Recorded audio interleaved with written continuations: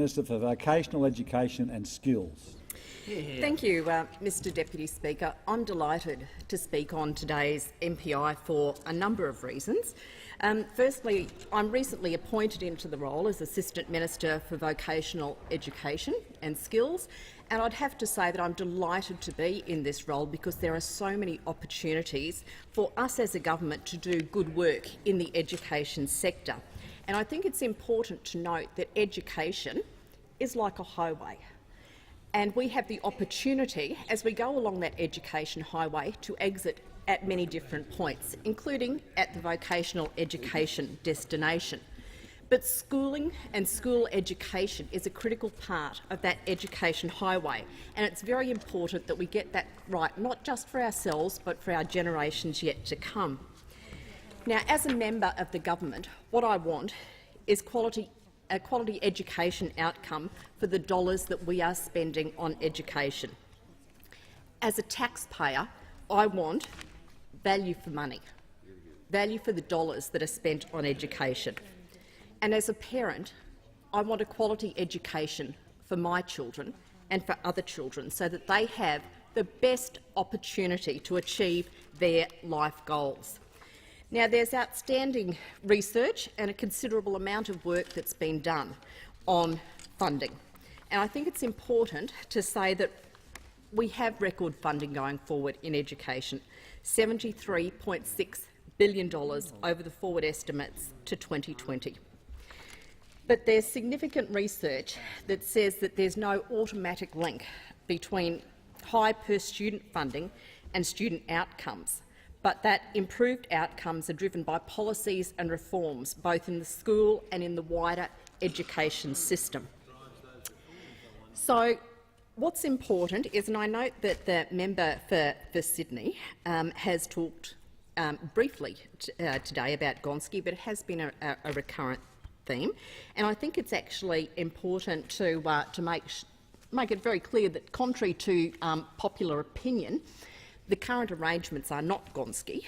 They are a corruption of Gonski, as has been clearly put up by Mr Boston.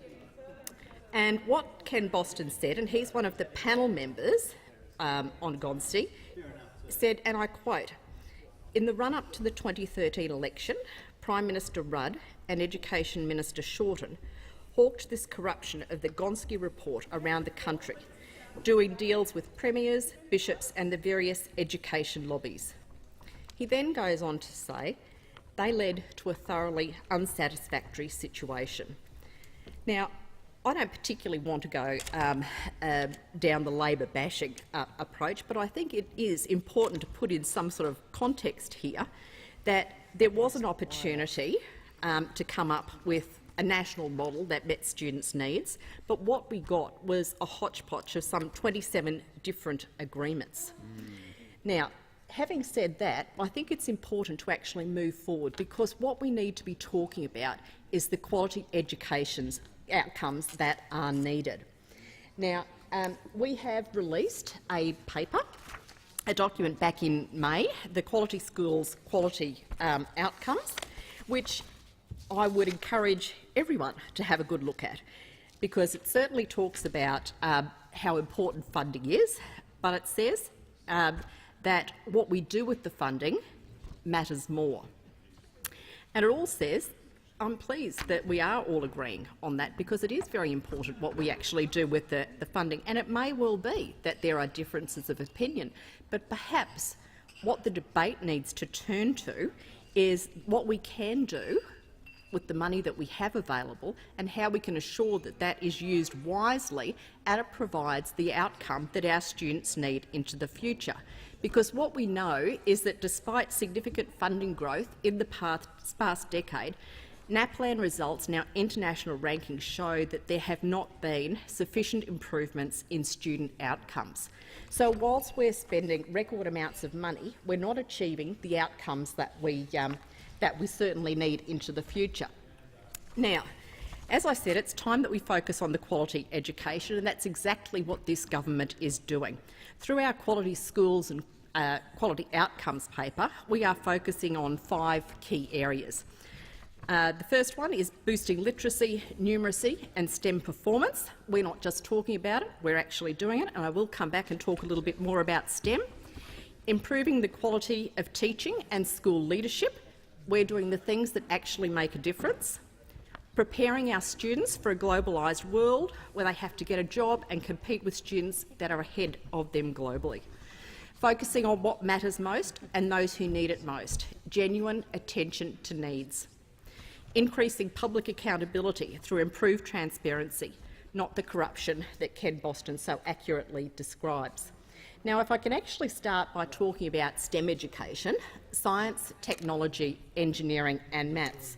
And as many in this place would know, my background is as a mechanical engineer. So science, technology, engineering, maths is a subject that's very near and dear to my heart. And I was actually trained as a problem solver, as most engineers actually are. Now, what we do know about STEM, and particularly the jobs of the future, is that whilst it's not possible to predict exactly what those jobs are going to be, we do know that 75% of the jobs of the future are going to require skills in science, technology, engineering and maths. But our record in producing students with those skills and expertise is actually quite poor.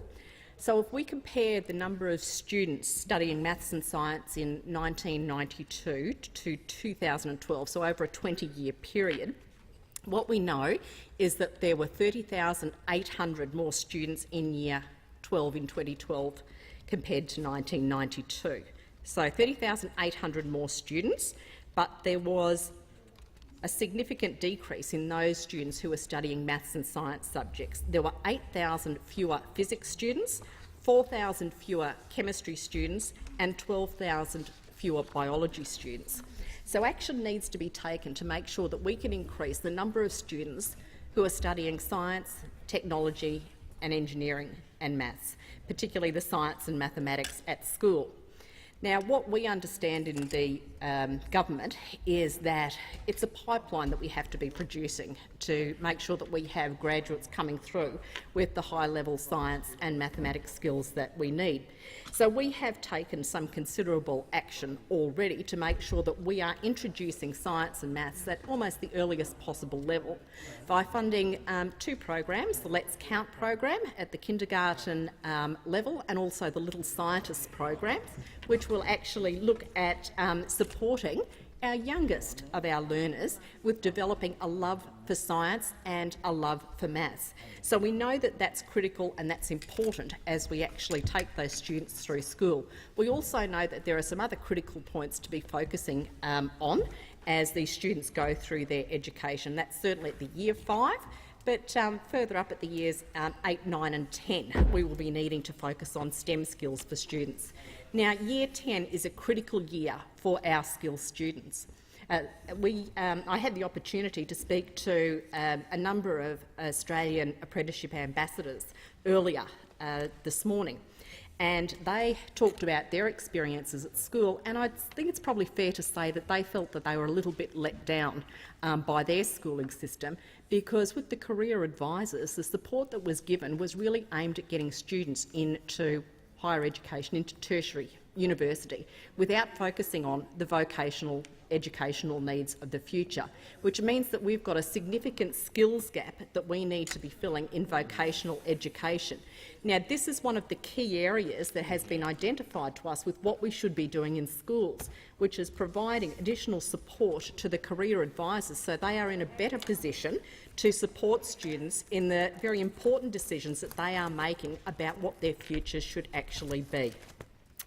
So, talking to these students, it's very clear that they have been let down by the current school system, that there's serious action that needs to be taken in a number of areas. Now, there's very little time remaining, but I'm sure my colleagues will be continuing the debate along similar lines. One of the things that we need to be focusing on quite clearly is quality teaching and supporting our teachers to make sure that they are in the best possible position to impart the knowledge that our students need into the future. So there are a number of key areas, as I've identified, that the government continues to take significant steps forwards to improve education for our schools, and I would encourage those opposite to take a proactive and a positive approach and work together with the government.